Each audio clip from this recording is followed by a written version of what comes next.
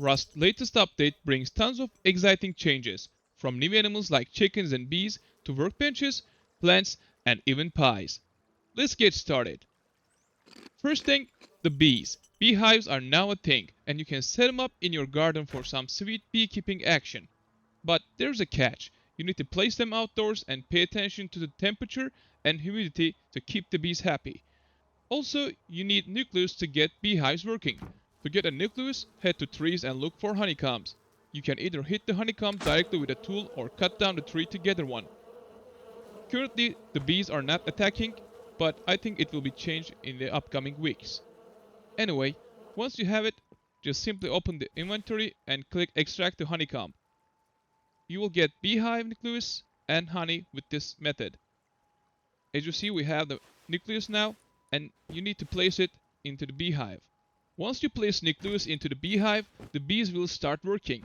Just don't worry if you can't see any bees, they will appear in few minutes, so just come back and check it out later. And yes, honey can be eaten. It will give you 15 radiation reduction and 60 calories, which makes it super handy. And finally, the bee grenades. Ready for some chaos? Introducing you the new bee grenades.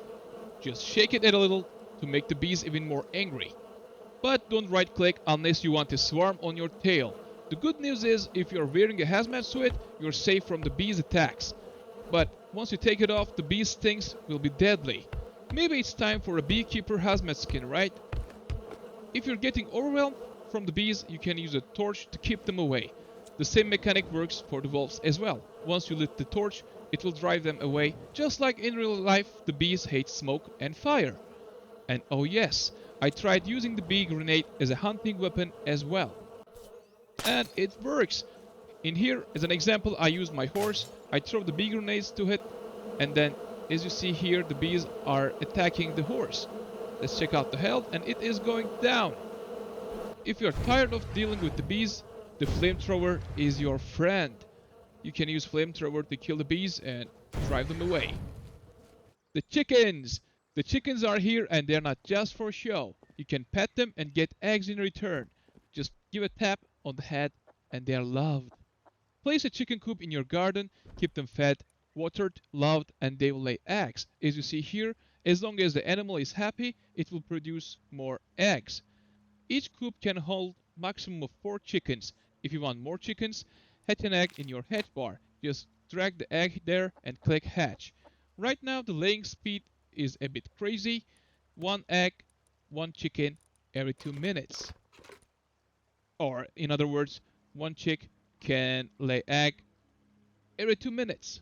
There's a lot and I wouldn't be surprised if this thing gets nerfed soon. Because if you have 4 chickens, every 2 minutes you will get 4 eggs, which is crazy at the moment. The next new thing is the cooking workbench. This update introduces a brand new cooking workbench and it is awesome. It looks like a mix between a furnace and mixing table. Now you can craft 2 new teas, warming tea and cooling tea, along with 8 different pies: apple, bear, chicken, fish, hunter's, pork, pumpkin, and survivor's pie. As you see here, we need tons of ingredients.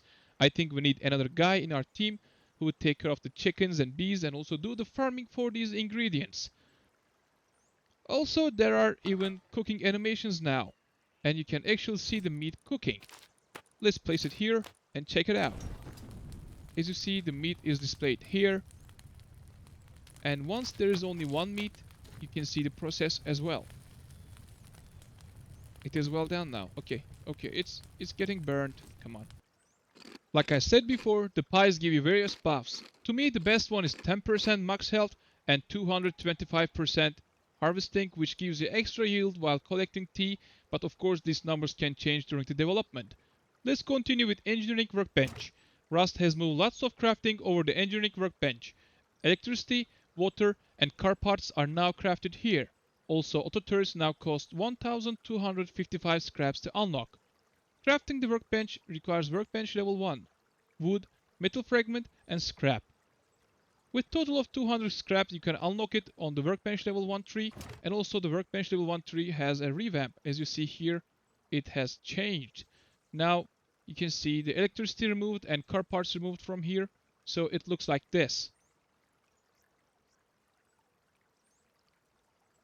Also, farming stuff will placed at the right top. As you see here, chicken coop, beehive, mixing table and cooking workbench is placed here, which means in the early game we will do this stuff.